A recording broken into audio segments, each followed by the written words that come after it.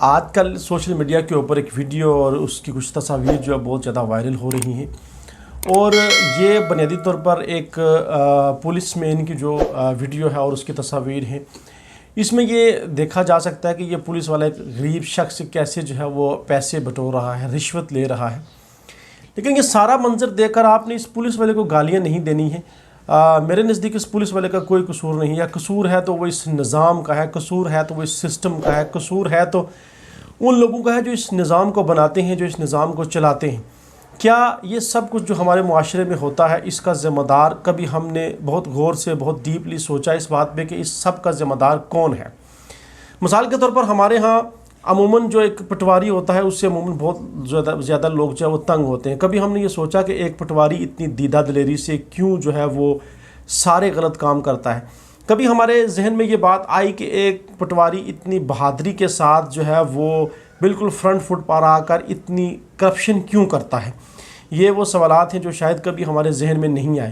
اصل میں یہ جو سارے کام کرنے کے ہوتے ہیں یہ ہمارے جو ذمہ داران ہیں، جو لوگ ہمارے اوپر مسلط ہیں، جو ہماری پارلیمنٹ ہے، ان کا یہ کام ہے کہ وہ اس کام کو کریں۔ اگر ہماری پارلیمنٹ ٹھیک ہو، اگر ہمارے پارلیمنٹیرینز ٹھیک ہوں، اگر وہ لوگ جن کو ہم منتخب کر کے اسمبلی میں بیچتے ہیں اگر وہ ٹھیک ہوں، تو یہ ساری چیزیں ہمارے معاشرے سے ختم ہو سکتی ہیں۔ نہ تو اس کرپشن کرنے والے پٹواری کا کوئی قصور ہے اور نہ اس پولیس کانسٹیبل کا کوئی قصور ہے کہ یہ بالکل کس انداز سے جو ہے وہ دیدہ دلیری سے ایک غریب شخص سے جو شاید اس کی جیب میں پیسے ہی اتنے ہیں اسے کیسے رشوت بٹور رہا ہے، رشوت لے رہا ہے۔ ان لوگوں کا اس میں کوئی قصور نہیں ہے۔ قصور ہے تو اس پارلیمنٹ کا ہے جس نے قانون سازی کرنی ہے۔ قصور ہے تو اس پارلیمنٹ کے نمائندگان کا ہے جو اس میں بیٹھ کر جو ہے وہ صرف وقت ضائع کرتے ہیں۔ افسوس کی بات ہے کہ ہمارے ہاں جب ایک شخص ایم ایل اے منتخب ہوتا ہے اور جب اس کو کوئی اچھی وزارت مل جائے تو سب سے پہلے اس کی کوشش یہ ہوتی ہے کہ میرے گھر کا خرچہ کون چلائے گا۔ لیکن اس میں ایک بات آپ کو کلیئر کر دوں کہ سارے لوگ ایسے نہیں ہوتے۔ ہماری اسمبلی میں بیٹھے ہوئے کچھ لوگ بڑے باکردار ہیں جن کے اوپر بڑی بڑی کتابیں، افسانے اور کالمز بھی لکھے جا چکے ہیں۔ میں صرف ان لوگوں کی بات کرتا ہوں جو کرپٹ ہیں، جو ذہنی طور پر کرپٹ ہیں، جو سیاست میں صرف اس لیے آتے ہیں کہ انہوں نے پیسہ بنانا ہے، انہوں نے کرپشن کرنی ہے۔ تو ہمارے ہاں جو منتخب ایم ایل اے یا وزیر ہوتا ہے اس کی سب سے پہلی کوشش یہ ہوتی ہے کہ میرے گھر کا خرچہ کون چلائے گا؟ پٹواری چلائے گا، تحصیلدار چلائے گا، اسسٹنٹ کمشنر چلائے گا، ڈی سی چلائے گا یا ایس ایچ او چلائے گا؟ یہ اس کی سب سے پہلی کوشش ہوتی ہے۔ اور ایسی بے شمار مثالیں ہمارے پاس موجود ہیں کہ ہمارے ایسے حکمران تھے جن کے اخراجات جو ہے وہ سرکاری ملازمین چلاتے تھے یا چلاتے آئے ہیں، اور یا شاید اب بھی وہ ان کی بہت ساری ضروریات پوری کرتے ہیں۔ ابھی تک وقت نہیں بدلا، ابھی تک حالات نہیں بدلے۔ اب یہاں پر بات ہو رہی تھی قصوروار کون ہے؟ قصوروار وہ ہے جن کو ہم منتخب کر کے اسمبلی میں بیچتے ہیں۔ قصوروار وہ لوگ ہیں جن کے اوپر ہم اعتماد کرتے ہیں۔ قصوروار وہ لوگ ہیں جن کو ہم نے بڑا بنایا ہے، جو ہمارے ذمہ دار ہیں۔ اب اس سارے سسٹم کو تبدیل کرنا ہماری پارلیمنٹ کی ذمہ داری ہے، مگر افسوس کہ آج دن تک ہماری پارلیمنٹ جو ہے وہ کوئی ایسے اقدامات نہیں اٹھا سکے جس کی کوئی ایک بہترین قسم کی جو مثال ہو اور وہ ہم آپ کے سامنے رکھیں۔ افسوس کی بات ہے کہ ہماری پارلیمنٹ کے اندر موجود بے شمار لوگوں کی یہ کوشش ہوتی ہے کہ ہم نے سب سے پہلے مال کیسے بنانا ہے، ہم نے سب سے پہلے کرپشن کیسے کرنی ہے، ہم نے سب سے پہلے کون سے ملازم کو جو ہے وہ اپنی مرضی سے اپنی جگہ پہ تعینات کرنا ہے تاکہ وہ ہمارے معاملات بھی چلائے، ہمارے اخراجات بھی پورے کریں۔ یہ ایک فطرت ہے اور اس فطرت سے کوئی شخص انکار نہیں کر سکتا۔ لیکن جو لوگ باکردار ہیں، جو لوگ اچھے ہیں، وہ اپنی جگہ موجود ہیں۔ ان کا ذکر مختلف کالمز میں آتا ہے، ان کا ذکر اکثر صحافی حضرات، اکثر لوگوں کی زبانوں پر ان کا ذکر ہوتا ہے۔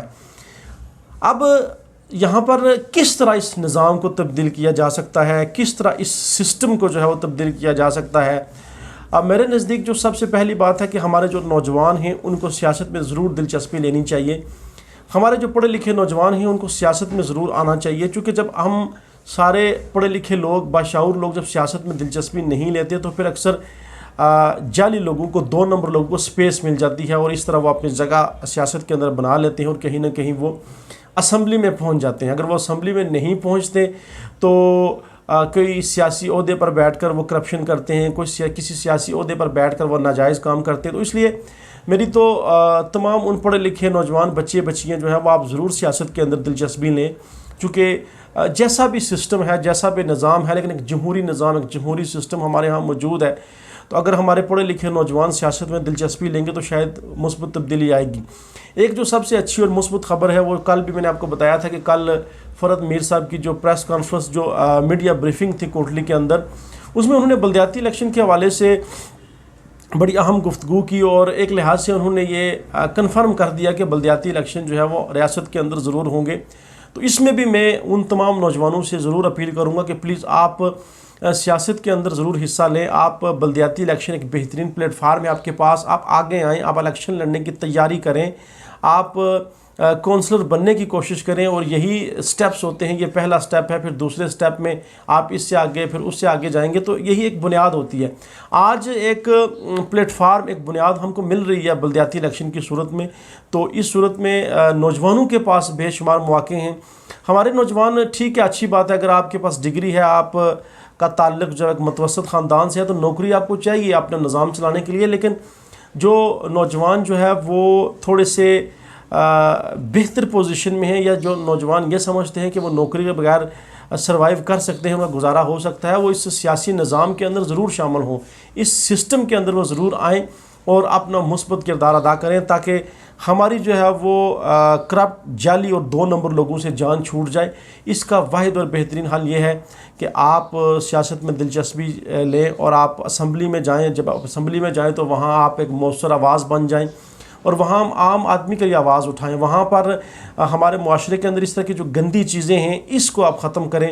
یہ سارے کام جو ہے وہ ہماری پارلیمنٹ کے ہیں۔ معاشرے سے کرپشن کیسے ختم کرنی ہے، معاشرے کے اندر سے جو ہے وہ بے روزگاری کا خاتمہ کیسے کرنا ہے، معاشرے سے جو ہے وہ معاشرے کے اندر میرٹ کو کیسے قائم کرنا ہے، یہ بھی ایک بڑی افسوسناک بات ہوتی ہے کہ ہمارے پڑھے لکھے نوجوان ہاتھوں میں ڈگریاں لیے جب کسی وزیر یا ایم ایل اے کے باہر، دروازے کے باہر کھڑے ہوتے ہیں، یا کسی مشیر کے دروازے کے باہر کھڑے ہوتے ہیں، تو یہ بھی ایک بہت مایوس کن بات ہے۔